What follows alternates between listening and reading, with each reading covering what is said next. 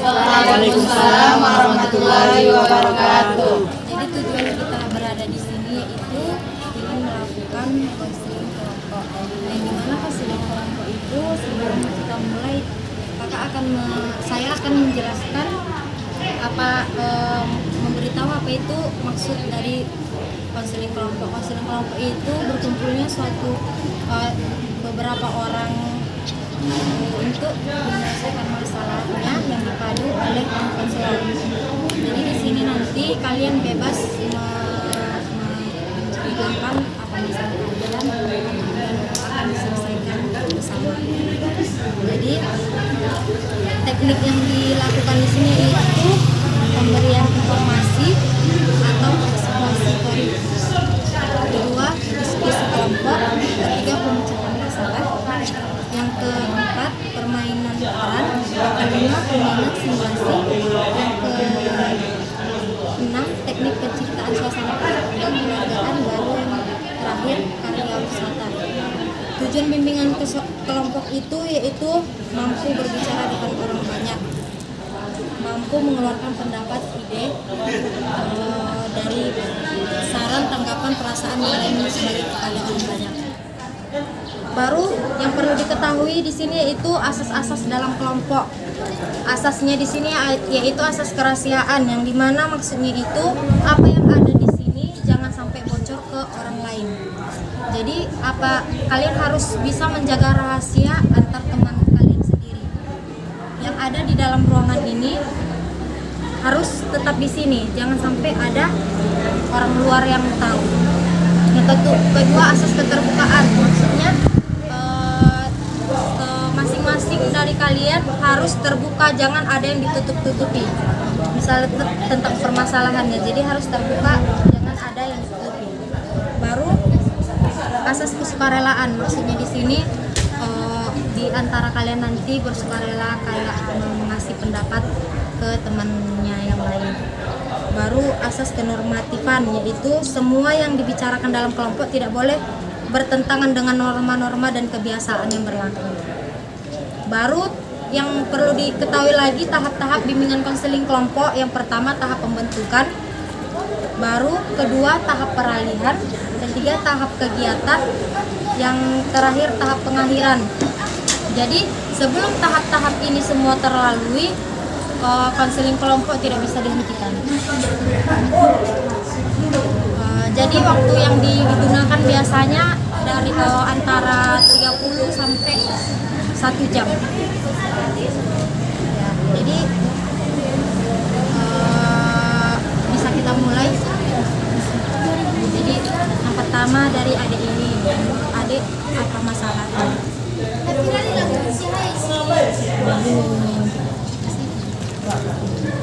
Di sini saya mempunyai masalah tentang keborosan dalam menggunakan keuangan yang dikasih orang tua. Di sini saya menggunakan uang tersebut terlalu boros. Di sini orang tua saya menjelaskan saya untuk hemat, tapi ada yang ingin saya belikan mungkin untuk keperluan lain, makanya di situ terjadi keborosan tersebut. Di sini posisinya adek tinggal sama orang tua atau ngekos? Ngekos. Jadi menurut kakak masalah keuangan ini kalau yang mengatur itu kita, jadi kita harus tahu barang yang mau kita beli itu betul-betul penting sama kita atau hanya belum terlalu penting. Jadi kalau misalnya udah penting tapi orang tua tetap bilang kita boros ataupun gimana, jadi adik sebagai orang yang sebagai anak bisa menjelaskan ke orang tua kegunaan apa, maksudnya kemana yang uang yang bakalan adik apakan gunakan, misalnya dikasih paham sama orang tua, misalnya uang ini mah aku beli ini. Kalau orang tua bilang apa yang terlalu penting atau apa yang terlalu apa, nanti bilanglah pentingnya mak ini. Karena orang tua adik dia mengasih peluang, dia nggak tahu kita di perkuliahan ataupun di kos itu gimana kehidupan kita. Yang penting dia tugas dia hanya untuk membiayain kita di kos. Jadi yang tahu kita keadaan kita di situ ya cuma kita. Jadi kayak mana caranya biar buat orang tua paham. Jadi selama ini mungkin orang tua menganggap kalau kita itu boros karena orang tua nggak tahu uang kita itu kemana kita buang. Jadi mulailah kayak terbuka sama orang tua, apapun yang digunakan uang itu ya dikasih tahu. Itu menurut kakak. Jadi kalau untuk adik-adik ada yang bisa ngasih solusi untuk permasalahan tentang kita ini.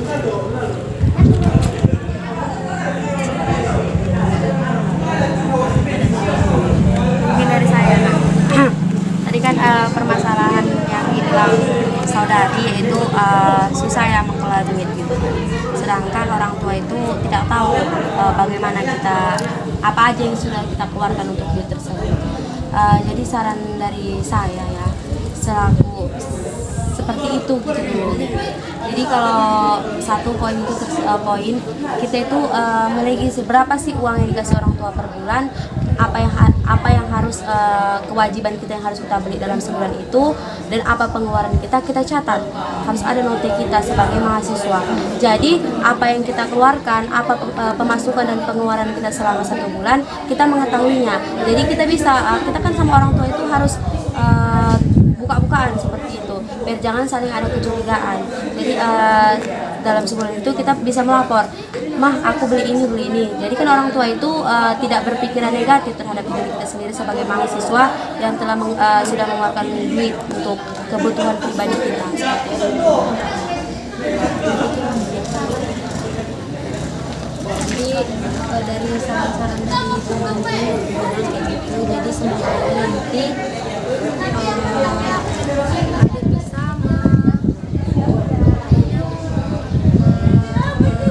melakukan saran dari teman-teman. Tadi kan kita sudah mendengarkan permasalahan dari adik yang saudari Umi. Jadi apa ada yang lain permasalahan yang bisa kita selesaikan di sini, Dek? Saya Kak. Jadi permasalahan saya itu Kak tentang ekonomi lah Kak. Jadi karena ini kan udah di ujung akhir semester lah ya Kak. Jadi dalam kondisi yang sama juga orang tua di rumah, keluarga di rumah itu mengalami yang namanya ekonomi yang sedang menurun lah gitu. Jadi karena berhubung ini juga mau pembayaran SPP untuk melanjutkan perkuliahan, ya mungkin agak sulit gitu Kak. Sementara saya sendiri juga niatnya buat melanjutin kuliah itu sangat tinggi gitu Kak. Jadi bagaimana itu kira-kira solusinya? Jadi adik udah coba untuk cari kerja tambahan atau enggak? Ya kemarin udah coba-coba juga sih nyari-nyari kerja gitu. Cuman ya kendalanya juga ya kendaraan kan nggak ada gitu. Jadi mau ke tempat kerja juga ya sulit gitu Kak. Sementara kuliah juga karena di ujung-ujung ini padat gitu. Jadi susah untuk sambil kerja gitu. Jadi mungkin membagi waktunya itu sulit ya antara kerja sama kuliah. Memang susah seperti itu kan. Jadi kalau masalah ekonomi memang kalau sudah menyangkut masalah ekonomi jalan satu-satunya memang harus mencari kerja tambahan. Tapi yang seperti yang kamu bilang tadi hambatannya di kendaraan sama di waktu. Jadi kalau menurut kakak coba cari usaha yang mulai dari usaha kecil-kecilan dulu. Siapa tahu bisa membantu meringankan perekonomian orang tua. Sekarang apalagi di zaman sekarang kan sudah banyak kayak ibaratnya jualan online, delivery. Jadi kalau misalnya jualan online itu kan hanya bermodalkan dari online gitu. Jadi kita pun dalam keadaan sibuk pun mungkin masih bisa lagi terbagi waktunya untuk kerja online gitu. Tapi kalau menurut teman-teman yang lain, kalau bisa mengasih pendapat silahkan, dipersilahkan untuk adik-adik kalau memang ada yang mau ngasih pendapat sama teman kita ini. Baik, untuk menanggapi permasalahan yang dialami oleh saudara Asrul, seperti yang dikatakan tadi, ekonomi sedang sulit, kemudian adanya hambatan waktu serta kendaraan. Kalau saran dari saya, ada satu hal yang dapat kita lakukan, seperti mengikuti berbagai perlombaan. Nah, perlombaan di sini yang sesuai dengan bakat yang kita miliki. Contohnya, setelah saya mengenal saudara Asrul ini memiliki bakat dalam editing, dalam pembuatan video, apalagi ada bakat yang dimiliki oleh dirinya. Jadi, nah itu tadi potensi yang bisa dikembangkan sehingga bakat yang dimiliki bisa membantu untuk permasalahan yang dimilikinya.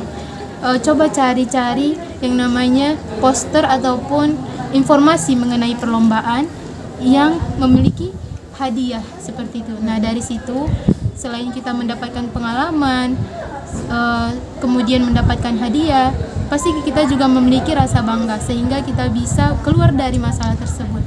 Sekian yang saran yang dapat saya sampaikan, saya kembalikan kepada. Ya, jadi dari saran dari adik kita tadi udah tertampung. Jadi apa teman-teman yang lain bisa ada saran yang bisa dikasih ke teman kita?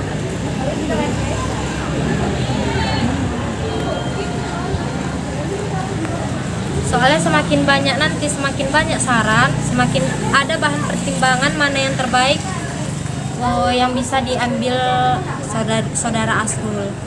Jadi dia bisa memilih mana yang bisa dia ambil solusinya.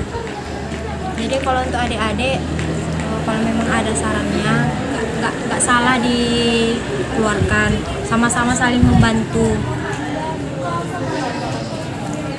Mungkin saya bisa menambahi dari saran dari saudari Utami.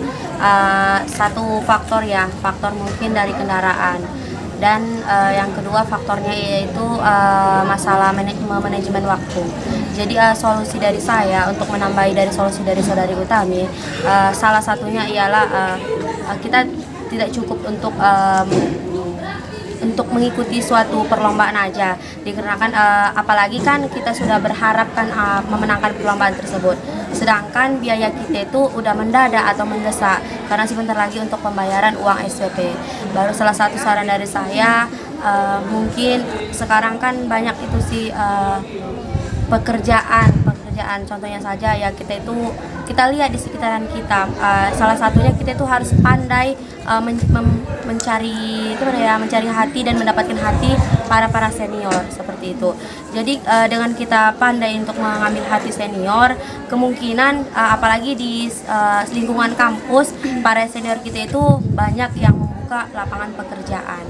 Jadi apa salahnya kita sebagai mahasiswa untuk mendekati senior, apalagi ada suatu lapangan pekerjaannya dan kita mendaftar di situ gitu. Jadi walaupun gaji sedikit, ketika untuk membayar SPP, orang tua itu kan tidak berat untuk membayar SPP kita. Kita sudah punya uang setengah untuk membayar SPP tersebut. Jadi keinginan kita untuk belajar, keinginan kita untuk kuliah, masih ada kesempatan kita untuk masuk ke kuliah tahun semester depan seperti itu. Saya kembalikan ke Kakak Maksama. Tadi kita pun sudah mendengarkan solusi dari teman kita juga. Jadi di sini kita sudah ada 3 solusi yang bisa saudara Asrul pertimbangkan. Tapi lebih baik kalau memang ada lagi solusi itu nggak salah kalau misalnya dituangkan. Saya Kak. Baik, di sini saya akan memberikan solusi gitu ya. Bisa juga untuk kita semua gitu, tips-tips gitu. Jadi kan memang ini semua masalah kita pastinya kan mengalami kesulitan pada saat mau bayar uang kuliah kayak gini kan, kita nggak tahu kadang kapan merosotnya ekonomi orang tua kita. Jadi untuk mengantisipasi itu seharusnya kita itu kan udah ada persiapan dari jauh-jauh hari ya kan. Jadi kalau udah seperti ini kita jadi bingung jalan keluar itu kayak mana ya kan. Orang pun agak susah menerima kalau kerja dadakan ya kan. Jadi ada dia sedikit tips gitu, 3M gitu kan. Mulai dari diri sendiri, harus ada kemauan gitu.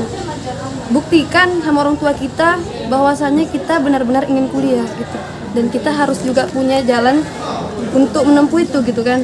Jangan cuma usaha orang tua aja, usaha kita juga ada. Kayak tadi katanya nyari kerja oke. Tapi terkendala sama kendaraan, waktu gitu kan. Kita cari dari yang udah mulai dari sendiri, mulai dari yang kecil gitu. Part time itu yang sesuai dengan waktu kita.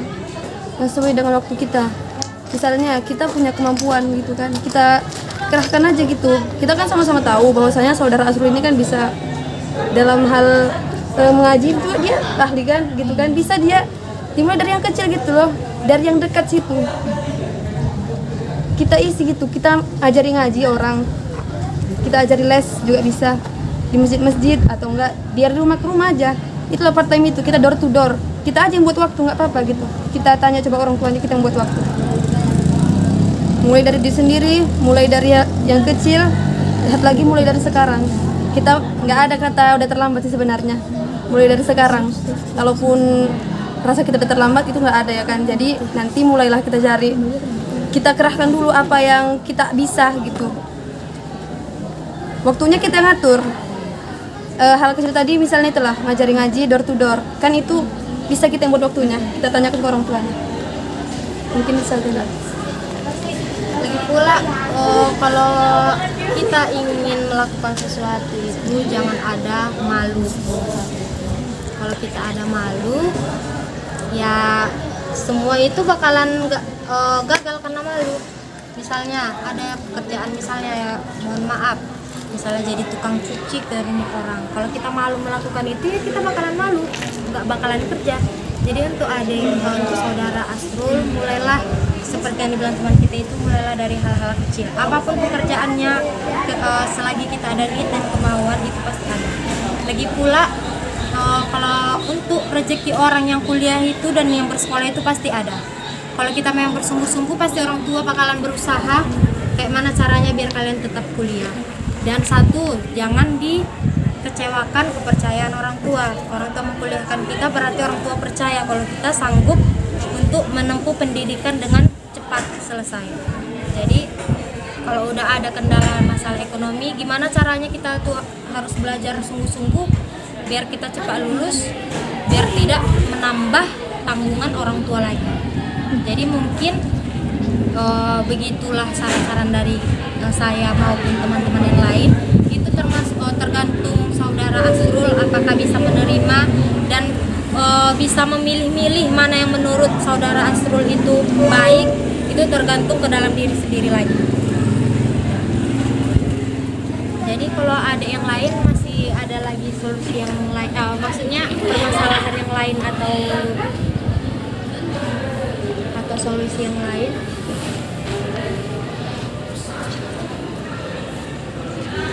Sudah tidak ada lagi. Jadi mungkin karena di sini permasalahan semua itu ada, jadi konseling kelompok yang kita lakukan ini kita kumpulkan orang-orang yang memiliki permasalahan yang sama. Jadi jawaban satu orang ataupun 3 orang ini sudah mewakili dari yang anggota yang lainnya. Jadi di sini kita akhiri untuk sesi tahap pertama. Jadi konseling kelompok ini bakalan ada nanti tahap-tahap selanjutnya seperti saya jelaskan tadi. Jadi ini tahap pertama cukup selesai sampai di sini. Dan kalian nanti yang sudah mendapatkan solusi, kalian bisa melakukannya di kehidupan sehari-hari. Kalau misalnya nanti ada perubahan ataupun tidak, nanti di perjumpaan selanjutnya nanti bakalan direvisi. Jadi kalian bisa tahu itu saran yang diterima berguna nggak, lancar nggak, sukses nggak gitu. Jadi nanti kalau misalnya di pertemuan selanjutnya saran-saran dari teman-teman dan dari saya tadi belum berhasil, jadi nanti bisa ditingkatkan lagi nanti di pertemuan selanjutnya. Terima kasih untuk adik-adik yang sudah berpartisipasi semuanya pasti ada jalan keluarnya. Intinya jangan putus asa, jangan sampai terlalu dipikirkan sampai merusak kegiatan sehari-hari. Apapun itu, gunanya berkumpul ataupun gunanya berteman adalah untuk bertukar solusi. Jadi mungkin saya minta maaf kalau ada kesalahan dari penyampaian ataupun saran yang saya berikan terlalu tidak sesuai ataupun ada yang menyinggung perasaan, saya mohon maaf. Begitupun juga saya selamat bertemu di pertemuan selanjutnya. Terima kasih. Assalamualaikum warahmatullahi wabarakatuh. Waalaikumsalam warahmatullahi wabarakatuh.